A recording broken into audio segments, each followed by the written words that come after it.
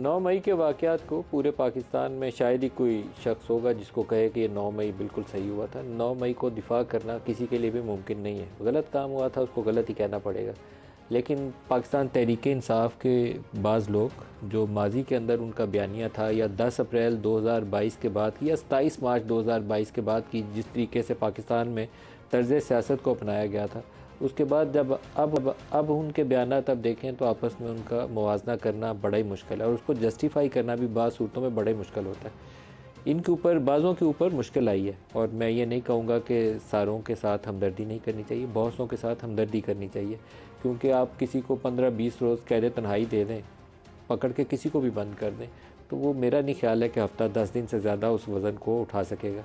लेकिन बाज़ तो ऐसे थे, जैसे उस्मान डार वाला मामला था, तो उसके घर, कारोबार, उसके घर के अंदर जो रेड हुई, मैंने उसकी वीडियो क्लिप्स उसने कुछ मेरे से शेयर की थी, मैं देखता रहा हूँ, तो मुझे लगा कि उसको ज़्यादा देर बर्दाश्त करना इन लोगों के लिए मुमकिन नहीं था। क्योंकि कोई आदमी मुजरिम तो है नहीं, सियासत में आए थे। सियासत में आने के बाद उन्होंने वही कुछ ही देखा था जो पाकिस्तान में पिछले 8-10 साल की सियासत में इन लोगों को सिखाया गया था। लेकिन जाते जाते कुछ ऐसे बयान दें जो माजी के इनके रवैये से बिल्कुल ही 180 डिग्री उलट हमें नज़र आए, तो उसको आम लोगों को कैसे समझाएंगे, अपने हलके में जाएंगे तो कैसे जस्टिफाई करेंगे, वो समझना थोड़ा सा भी मुश्किल काम है। वो फहरिस्त बढ़ती जा रही है। आज उसमें इजाफा एक फ़ारूक हबीब हुए।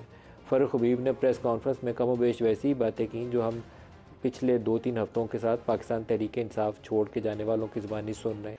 फ़ारूक बयान को मैं एक इंडिपेंडेंट स्टेटमेंट उनकी तसव्वुर नहीं करता, क्योंकि मुझे नहीं मालूम है कि पिछले 10-15 रोज़ वो किस ज़हनी कैफियत से गुजरे होंगे, इसलिए वो ऐसे बयान दे रहे हैं। लेकिन एक उन्होंने अभी लफ्ज़ इस्तेमाल किया कल्ट फॉलोइंग का, उससे मेरा काफ़ी ज़्यादा इत्तेफाक है। लेकिन ये चीज़ उस वक्त पाकिस्तान तहरीक इंसाफ जब इनकी हुकूमत चल रही थी, कोई बंदा ना मानने पर तैयार था ना सुनने पर तैयार था।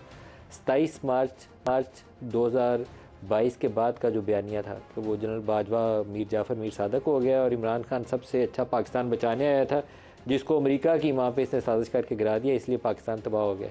ये बयानिया कल्ट फॉलोइंग का ही नतीजा था कि पूरे पाकिस्तान में बिका था। ये जो नफ़रत वाला बीज था जिससे 9 मई हुआ, उसके सारे लोग ज़िम्मेदार हैं। ये वो लोग भी जिन्होंने 2011 से इन्वेस्टमेंट की थी, उन लोगों का कभी उनको पाकिस्तानी कौम के सामने उन्हें जवाब देना चाहिए। 9 मई फ़ौज के ऊपर हमला ना होता अगर ये तर्ज़ सियासत पाकिस्तान में ना अपनाया जाता। वो चोर और डाकू डी चौक पे धरना 126 रोज़, फिर वो नहीं तो फैज़ाबाद धरना, उसके पीछे कौन था, कौन मास्टरमाइंड था, किसने ये चोर डाकू वाला बयानिया बनाया था। किसी दिन सच बोलेंगे तो आपको आइंदा के लिए इस्लाह के लिए मौका मिल जाएगा। ये रवैया बहरहाल दुरुस्त नहीं था। ये जो अभी इन्होंने आखिरी जुमला बोला है ना, मैं बार बार कहता हूँ कि अपनी कौम को अपनी फ़ौज से लड़ाना ये लीडरशिप नहीं है। लीडरशिप का इम्तहान होता है कि आप एक विजन देते हैं कि मुश्किल से कैसे निकलना है। ये क्योस का अफरा तफरी का रास्ता था, ये बेहतर नहीं था। फ़ौज अगर इक़्तिदार पे कब्ज़ा करती है, सियासत में मुदाखलत करती है, उसकी मज़म्मत करनी चाहिए, उसके ऊपर आपको बयानिया बनाना चाहिए। लेकिन आप ये बयानिया कैसे दे सकते हैं कि जब आप खुद फ़ौज के कंधों पे सवार हो के आपने हुकूमत ली हो। पाकिस्तान में नवाज़ शरीफ भी उसी की मिसाल है और इमरान खान भी उसी की मिसाल है। इनमें से कोई कहे कि वोट को इज़्ज़त दो या मैं तो सबसे ज़्यादा जमहूरियत पसंद हूँ, तो दोनों बातें झूठ होंगी। दोनों इसी रास्ते से इक़्तिदार में आए थे और उसी रास्ते से इक़्तिदार से गए भी हैं। आज जो प्रोग्राम में हमारे साथ शुरा हैं उनसे इस पर बात करेंगे। हमारे साथ हैं नईम हैदर पंजोथा साहब, इसके अलावा हमारे साथ हैं आबिद शेर अली साहब, सीनियर रहनुमा PMLN से, और हाशिम डोगर साहब हैं इस्तेहकाम पाकिस्तान पार्टी से। सबको प्रोग्राम में खुश आमदीद कहूँगा। पंजोथा साहब, आपसे पहले शुरू करते हैं। PTI और इमरान खान कहाँ स्टैंड करते हैं आप? Thank you so much Nadeem साहब, आपने दावत दी, मौका दिया। देखें जी, इमरान खान साहब को नो डाउट जितना जब से उनकी हुकूमत गई 16 महीनों में जिस तरह से क्रिमिनल मशीनरी का इस्तेमाल किया गया और उनके ऊपर केसेस बनाए गए क्रिमिनल मशीनरी? बिल्कुल। Criminal missionary? जी ये किसे बिल्कुल। कह रहे हैं आप? देखें, ये जो स्टेट्स और जितने इदारे हैं उन्होंने सब ने जो है वो पॉलिटिकल विक्टिमाइजेशन करते हुए बाकायदा तौर पर जो है वो उनके ऊपर इतने केसेस बनाए गए। क्रिमिनल मशीनरी कौन है? क्रिमिनल मशीनरी जो है वो इस्तेमाल की गई, यानी क्रिमिनल लॉ जो है इनके ऊपर मुकदमात बनाए गए, उनके ऊपर जो है वो केसेस। CRPC के अंदर जो प्रोविजंस है उसको जी आप कह रहे हैं? जी जी। तो ये बाकायदा तौर पर 16 महीनों में उनके ऊपर इतने मुकदमात बनाए गए। जैसे दफ़ा 144 की खिलाफ वर्जी के ऊपर FIR दर्ज हो रही है। कभी तोशा खाना के अंदर 3 कार्रवाइयाँ, अलकादर ट्रस्ट 9 मई वाले मामला वाक़यात। तो बात यह है कि उनके ऊपर इस तरह से उनको केसेस के अंदर इन्वॉल्व किया गया। सीक्रेट एक्ट वाला मामला भी है ना? जी, ऑफिशियल सीक्रेट एक्ट वाला मामला भी तो है। कोई और उसके ऐसा ऊपर है भी जिसके अंदर कोई भारी सजा भी किसी में मिल सकती है? देखिए, कोई केस है नहीं कि जिसके अंदर खान साहब को सजा मिल सके। उसकी रीज़न ये है, क्या आपको खदशा है साइफर या तोशा खाना में या किसी एक में पकड़े जाएं और लंबी सजा हो जाए? देखें इस वक्त वो साइफर के अंदर ही गिरफ्तार हैं, लेकिन क्या अगर उसमें सजा हो सकती मेरिट है? के ऊपर आज उसके ऊपर आर्गूमेंट्स हुए हैं और वाज़ह तौर पर अदालत को बताया गया है कि ऑफिशियल सीक्रेट एक्ट के तहत ये मुकदमा दर्ज नहीं हो सकता। दूसरे नंबर पर ये बताया क्या गया, आपको खौफ में कोई तहफ़्फ़ुज़ात वगैरह हैं कि इसमें सजा हो सकती है? देखिए बिल्कुल नहीं है, नहीं होनी चाहिए किसी तरह से, कानूनी तौर पर नहीं होनी चाहिए। लेकिन अगर पॉलिटिकली देखा जाए तो अदालत के हुक्म के बावजूद लोग उठा ली जाते हैं, अदालत के हुक्म के बावजूद बेल होती है, फिर 3 MPO में गिरफ्तार कर लिया जाता है, कभी 16 आज MPO आपने में। एक कोई बयान दिया है कि 10 साल या 14 साल सजा हो सकती है, आपने बयान दिया, नहीं, क्यों दिया? मैंने तो नहीं दिया, क्या आपको मैंने तो खौफ नहीं है? दिया, मैंने तो नहीं दिया ऐसा।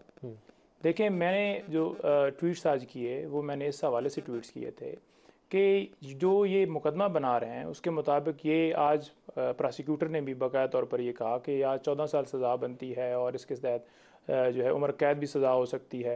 लेकिन दलाइल जब हुए तो कोई ऐसी चीज़ साबित नहीं कर सके जिससे वो ये कह सकें कि स्टेट को या किसी और स्टेट को फ़ायदा दिया गया हो, बल्कि प्राइम मिनिस्टर जो होता है वो अपने हलफ के तहत बाकायदा तौर पर उस पाबंद है कि उसने बताना है कि अगर मुल्की जो है इंटरेस्ट के लिए कोई चीज़ है तो उसने शेयर करनी जो है। सरकारी वकील है, आपका कहना है और कि उनकी ये ख्वाहिश है कि उम्र कैद की सजा हो, ये उनकी ख्वाहिश है? देखिए, ये जो ख्वाहिश है ना, जिन्होंने मुकदमा बनाया है उनकी ख्वाहिश है, और सरकारी वकील ने तो डेफिनेटली फ़ीस ली है और उसके ऊपर उसने आर्गूमेंट्स करने हैं।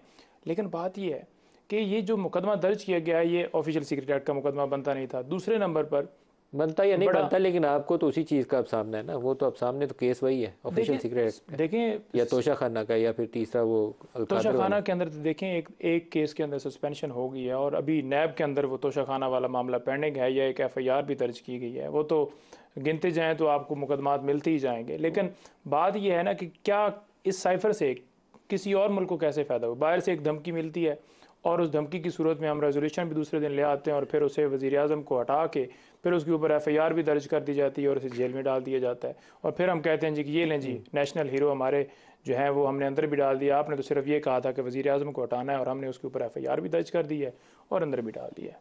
हाशिम डोगर साहब से पूछते हैं। हाशिम डोगर साहब, आपको प्रोग्राम में वेलकम भी करता हूँ। जो आज फ़ारूक हबीब की प्रेस कॉन्फ्रेंस है, ये मिलता जुलता बयानिया हमने उस्मान डार से भी सुना, सदाकत अब्बासी से भी सुना, महमूद मौलवी साहब हमारे प्रोग्राम में थे, उन्होंने भी उन सारी बातों की तस्दीक की कि हाँ ये सारा कुछ होता रहा। कुछ मैं आपकी ज़बानी भी सुन लूँ, क्या ये वाक़तन जो मीटिंग्स होती थी बनी गाला में या इमरान चेयर करते थे, कभी आपने ख़ुद भी उनके अंदर ये बयानिया सुना कि इमरान ये बयानिया दे रहे हो कि फ़ौज की इमारत के ऊपर हमने चढ़ दौड़ना है जैसे ही उनको पकड़ा जाएगा?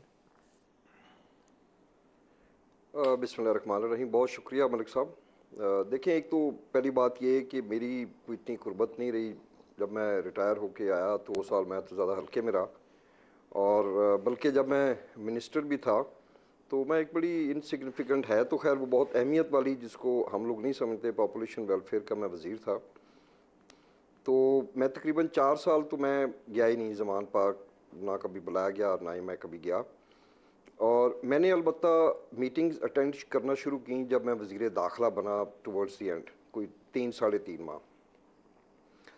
तो उसमें ये कहना कि डायरेक्टली कि जी आपने हथियार ले लेने और इंस्टॉलेशंस पे हमला करना है, तो मैं समझता हूँ कि इतना ओपनली, क्योंकि उन मीटिंग्स में 40-50 लोग तो होते हैं ऑलमोस्ट, कुछ आपके पास उधर बैठे होते हैं और कुछ लोग जो हैं वो फिर आपके साथ जूम या किसी और लिंक के ज़रिए मौजूद होते हैं। मगर कुछ चीज़ें डायरेक्टली होती हैं, कुछ इनडायरेक्टली होती हैं। इसका एक बहुत बड़ा इंडिकेटर ये था कि जब पहले इमरान खान साहब को लॉन्ग मार्च के दौरान जब वो हिट हुए, उनको बुलेट्स लगी, तो उसके बाद इधर ज़मान पार्क से ही एक काफ़ी तादाद में लोग थे जिन्होंने उधर उसी वक्त ये प्लान हुआ या नारा लगा कि आइए हम चलते हैं जिन्ना हाउस की तरफ। ये लोग, ये मॉब वहाँ से मूव हुआ और फोर्ट्रेस स्टेडियम के सामने फिर इनको रोक दिया गया, या ये रुक गए, बहरहाल रोक दिया गया तो ये वापस चले गए। मैं समझता हूँ कि दैट वाज अ टाइम जिसमें पार्टी क़यादत को ये बैठ के सोचना चाहिए था कि अगर उन्होंने नहीं कहा तो लोग उधर क्यों गए, और अगर गए हैं तो अब इसको आइंदा हमने क्या करना है, क्योंकि ये तो नज़र आ रहा था कि खान साहब ने अरेस्ट होना है, उनके ऊपर जितने केसेस थे। तो इसका मतलब है कि उसको एंडोर्स किया गया उसका मतलब है कि जब लोग लिबर्टी चौक में इकट्ठे हुए, और मैं पहले भी कहता हूँ कि असूल तो ये था कि वहाँ पे 4-5 लाख लोग इकट्ठे हो जाते हैं। जो खान साहब को बताया गया था कि बहुत सारे लोग आपके पीछे हैं, ये वहाँ बैठते, ये प्रोटेस्ट करते, 10 दिन बैठे रहते, तो मैं समझता हूँ कि वो तो थी एक डेमोक्रेटिक मूवमेंट। मगर वहीं पे नारा लगा, वहीं पे, और अब आप ये भी नहीं कह सकते कि वो सिर्फ कारकुन थे, अब आप ये भी नहीं कह सकते कि वो तो पता नहीं कौन लोग थे, कोई नामालूम थे, क्योंकि उनके अंदर तो हमारी पार्टी की सीनियर लीडरशिप मौजूद थी, जो कि हाशिम आपके डोगर सामने साहब, है ये कि 3-4 वाक़यात जासून नासिर हैं साहबा ये थी। कोर कमांडर हाउस और जीएचक्यू के सामने जाने के। एक वाक़या 10 अप्रैल 2022 को होता है, दूसरा वाक़या 25 मई 2022 को जी होता है, बिल्कुल। फिर इमरान खान को जिस दिन वज़ीराबाद में हिट होते हैं उस दिन तीसरा वाक़या, और ये चौथा था 9 मई। मैं लेकिन दोबारा आपसे सवाल दोहराऊंगा अपना, इसके अलावा मैं उन मीटिंग में अगर बराह मलिक रास्त साहब एक इमरान नहीं मैं कह थोड़ा रहे सा थे इसमें कि तो कोई ये और कह रहा था कि हमने जाना है और जीएचक्यू के बाहर या कोर कमांडर हाउस के बाहर अटैक करना है? मैं नाम पूछे बगैर, लेकिन क्या उन मीटिंग में कभी नहीं, ये ये तो पक्का डिस्कशन में आता था ये? बिल्कुल, ये तो डिस्कशन होते थे कि आइंदा जो एहतजाज है ये तो इस तरह कोर कमांडर हाउस या जीएचक्यू के सामने ही होगा, और ये तो बिल्कुल ये इट वाज पीटीआई की मीटिंग्स के अंदर होता होता था, था, और इसीलिए पीटीआई की मीटिंग में डिस्कस होता था। बिल्कुल ये बातें होती थी। और आप मुझे ये बताएं ना कि मलिक साहब उस दिन 9 मई को किसी वजीर आला के दफ्तर के बाहर गए हों, किसी गवर्नर, पूरे पाकिस्तान में जहाँ जहाँ पे भी मॉब इकट्ठा हुआ है, आप गुजरांवाला देख लें, आप मुल्तान देख लें, आप मियाँ वाली देख लें, पेशावर में देख लें, हर जगह पे जो है वो, मतलब अब आपके सामने है ये लोग फिर किस तरफ गए, उन्होंने किस तरफ का रुख किया, ये तो एक वाकया देखें, यहाँ पे 200 हुआ। 200 अगर उस दिन फौज की बाकी इमारतें जगह थी, एयरफोर्स की, और फौज की इमारतें थी जिनको अटैक किया गया, एसआई के ऑफिसेज भी उसमें शामिल हैं। 200 जी हाँ बहुत बड़ी बिल्कुल तादाद है। तो क्या पीछे कोई एग्जैक्टली। ऐसा मास्टरमाइंड बैठा था जिसने बैठ के एक कागज़ पे ये नक्शा बनाया और लिखा हो कि हम गुजरांवाला में तो जाएंगे तो कोर हेडक्वार्टर के बाहर करेंगे, वहाँ जाएंगे लाहौर में तो हम जाएंगे कोर कमांडर हाउस के बाहर जाएंगे, जीएचक्यू के बाहर जाएंगे, हमजा कैंप के बाहर जाएंगे, फैसलाबाद में आईएसआई के ऑफिस के बाहर जाएंगे? कुछ तो ऐसा होगा ना, ऑटोमेटिक तो सारी पाकिस्तान में नहीं हो सकता। वो कौन था जिसने ये कुछ चीज़ें रेगुलेट की होंगी? अच्छा, मैं उसमें ये अर्ज़ करता चलूँ कि मेरी कुर्बत रही उन 3 महीने जब मैं वज़ीर दाखिला था। जब मुझे वज़ीर दाखिला से हटा दिया गया कि मैं चाहता था कि लॉन्ग मार्च भी ना की जाए और अदारों के साथ तल्लुकात अच्छे रखे जाएँ, तो मैं पीछे हट गया। उसके बाद मैं इरिगेशन मिनिस्टर बना, मगर उसके बाद मैंने किसी मीटिंग को अटेंड नहीं किया। मगर एक माइंड सेट होता है ना, आपने ज़हन ही ऐसा तैयार कर दिया, जो हमारी नौजवान नस्ल थी, कि हमारा जो पीडीएम को तो उन्होंने राइट ऑफ कर दिया कि वो तो अब ख़त्म हो चुका है, अब तो एक अदारा ही रह गया है, अब हमने इनके साथ निपटना है, जैसे भी निपटेंगे।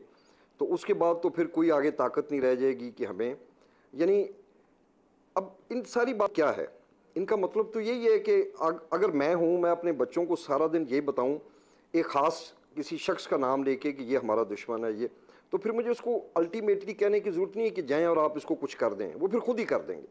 तो इसलिए ये सारी बदकिस्मती से वो बातें हुई कि जिसकी वजह से कितनी बड़ी मूवमेंट जो है वो बिल्कुल कोलैप्स होकर रह गई।